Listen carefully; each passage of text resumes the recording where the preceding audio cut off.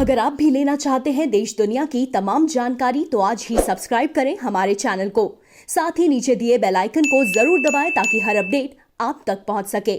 नमस्कार, आप देख रहे हैं प्रभा साक्षी न्यूज नेटवर्क। मेरा नाम अनुराग गुप्ता है और आज हम बात करने वाले हैं कोरोना वैक्सीनेशन की। महाराष्ट्र, केरल, पंजाब, कर्नाटक, तमिलनाडु और गुजरात में कोरोना संक्रमण के बढ़ते मामलों के बीच देश में टीकाकरण का दूसरा चरण शुरू हो चुका है। तड़के सुबह अचानक से प्रधानमंत्री नरेंद्र मोदी एम्स पहुंचे, जहां पर उन्होंने डॉक्टर रणदीप गुलेरिया की मौजूदगी में भारत बायोटेक की कोवैक्सीन का टीका लगवाया और फिर प्रधानमंत्री मोदी ने सभी लोगों से कोरोना वायरस का टीका लगवाने की अपील की। आपको बता दें कि कोरोना के टीके को लेकर कई तरह के बयान सामने आ चुके हैं। यहां तक कि विपक्ष ने प्रधानमंत्री मोदी को टीका लगवाने की चुनौती भी दी थी। लेकिन सबसे खास बात यह रही कि जिस टीके का या कहीं वैक्सीन की पहली डोज प्रधानमंत्री मोदी ने ली, उसके इस्तेमाल की मंजूरी को लेकर काफी सवाल खड़े किए गए थे। दरअसल प्रधानमंत्री मोदी ने भारत बायोटेक द्वारा तैयार की गई कोवैक्सीन की पहली डोज ली है। प्रधानमंत्री द्वारा वैक्सीन लिए जाने के बाद केंद्रीय मंत्री रविशंकर प्रसाद ने विपक्षी दलों पर निशाना साधा और पूछा कि क्या हम एकजुट नहीं हो सकते हैं। सुनिए रविशंकर प्रसाद को। सबसे बड़ी बात है कि हम ये नहीं भूलना चाहिए कि हमारे प्रधानमंत्री ने ये स्पष्ट कहा कि सबसे पहले कोरोना वॉरियर्स को टीका लगेगा, डॉक्टर्स को, नर्सेज को, सफाई कर्मचारी को, एम्बुलेंस ड्राइवर को, पुलिस वालों को, और उसके बाद हम लोग का नंबर आएगा। तो कुछ लोग जो सवाल कर रहे थे कि मोदी जी टीका कब लगवाएंगे, तो आज उनको मोदी जी ने जवाब दिया है कि मैं अपनी पारी का इंतजार करूंगा, और उस पारी से आज शुरुआत हुई है। मैं आज के दिन विपक्ष के लोगों से एक अपील करूंगा, क्या हम लोग कोरोना की लड़ाई में एक नहीं हो सकते क्या? अगर देश हो सकता है, अगर मोदी जी ने दर्जनों बार सारे मुख्यमंत्रियों से बात की, देश ने बार बार यह परिचय दिया, तो शायद लगता है कि आज हम लोग राजनीति से ऊपर उठकर इस वैक्सीन की लड़ाई में और वैक्सीन लगवाने के पूरे अभियान में एक हो जाएं तो देश का भला होगा। लेकिन बड़ी बात क्या है, सबसे पहले हमारे कोरोना वॉरियर्स लगवाएंगे, क्योंकि उन्होंने अपने एक प्रकार से स्वास्थ्य को जोखिम में डालकर ईमानदारी से सेवा की है। डॉक्टर हों, नर्सेज हों, सफाई कर्मचारी हों, एम्बुलेंस ड्राइवर हों, पुलिसकर्मी हों, और हम लोग का नंबर उसके बाद आएगा। अब हम लोग भी जाएंगे। अब हम लोगों ने, मंत्रियों ने एक प्रकार से निर्णय किया है कि हम लोग पैसे देकर लगवाएंगे। ये हमारा स्वयं का फैसला है, तो होना चाहिए ना। बिल्कुल।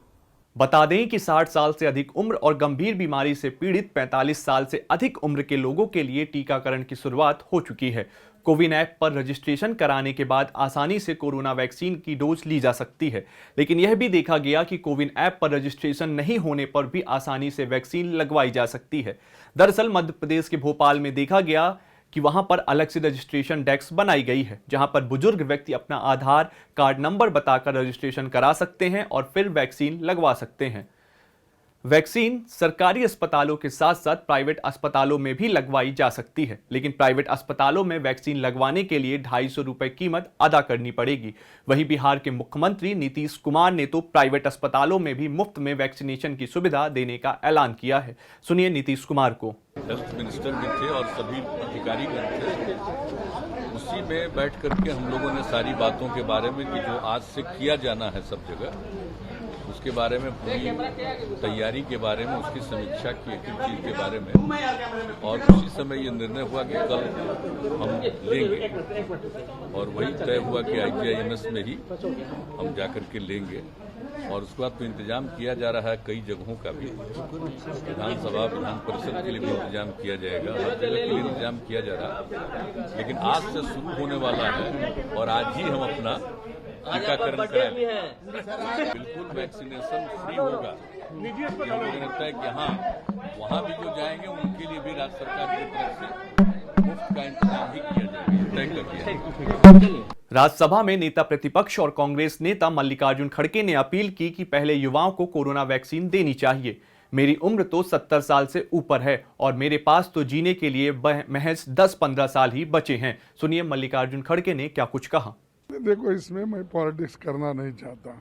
अब मैं उदाहरण के तौर पर बोलूं तो मेरे घर में 2 लोग 1 महीने पहले ही लिए थे, जब शुरू हुआ पहले इसमें। तो जयदेवा हॉस्पिटल में जो मेरे बच्चे काम करते हैं, डॉक्टर्स हैं, उन्होंने पहले ही लिया था, फिर और दूसरा बच्चा भी लिया, तो वो कोई उसको बहुत बड़ा पॉलिटिक्स करने का या मैम्यू तू करने का नहीं है। उसके थोड़े लोगों का एक संशय था कि लेने के बाद क्या होगा, उसका परिणाम क्या होगा। तो अब ठीक है, देखेंगे। उन्होंने तो लिया है, अब दूसरे भी लेंगे। कोई इसमें आगे पीछे की बात नहीं है और उसको ज़्यादा बढ़ावा देने का या प्रचार करने की आवश्यकता नहीं है। आप भी क्राइटेरिया में आते हैं सर 60 प्लस के, अब आप भी लेंगे?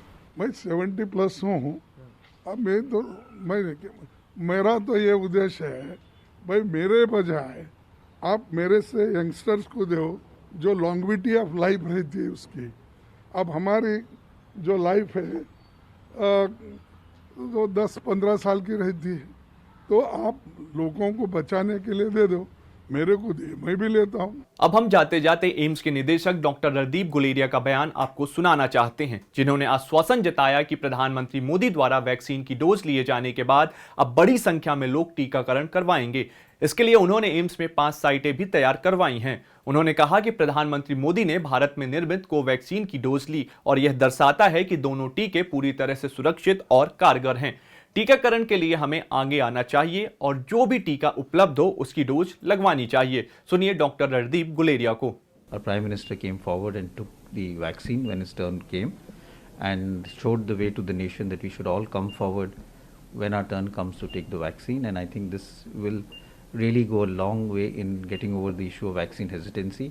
I would really request everyone who is now on the list, that is over the age of 60 years or with comorbidities and over the age of 45 years, to come forward, get themselves registered and take the vaccine, because this is the only way that we can really come out of the pandemic, get our mortality down, hospital admissions, keep them down, and also get our economy back, whether it is tourism, whether it is schools, colleges or other activities. All of this can restart once we have our the vaccination program in full swing.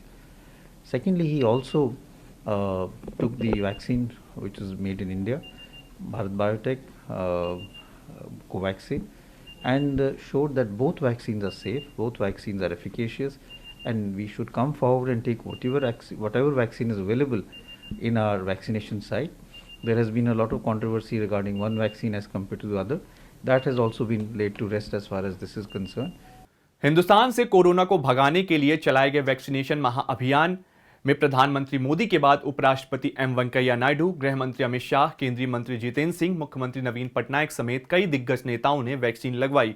हमारी आपसे appeal है कि आप भी vaccination के इस महाअभियान में बढ़ चढ़कर हिस्सा लें।